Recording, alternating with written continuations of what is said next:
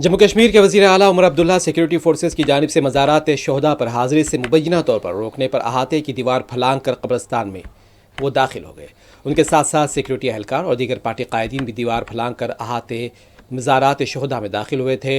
उन्होंने हाज़िरी के बाद गुलाह अक़ीदत पेश किए, फातिहा ख़्वानी की। वज़ीर आला उमर अब्दुल्ला ने कहा कि मज़ारात शोहदा पर हाज़िरी से पहले इस दौरे की किसी को इत्तला नहीं दी गई थी, क्योंकि उन्हें कल 13 जुलाई यौम शोहदा के मौके पर घर पर नज़रबंद रखा गया था। बड़े अफसोस की बात है कि वो लोग जो खुद इस बात का दावा करते हैं कि उनकी जिम्मेदारी सिर्फ सिक्योरिटी और लॉ एंड ऑर्डर है,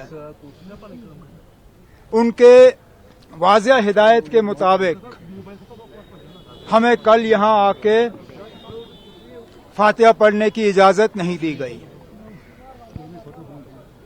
सबको सुबह सवेरे ही अपने घरों में बंद रखा गया। यहां तक कि जब आहिस्ता आहिस्ता गेटें खुलना शुरू हुई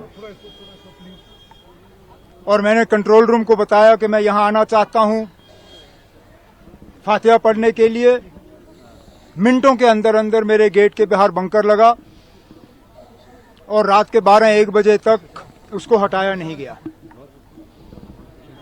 आज मैंने इनको बताया ही नहीं, बिना बताए मैं गाड़ी में बैठा और इन्होंने इनकी बेशर्मी देखिए। आज भी इन्होंने हमें यहां तक रोकने की कोशिश की।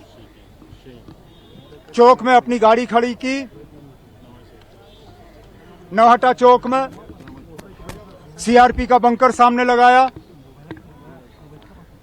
जेएनके पुलिस का रक्षक,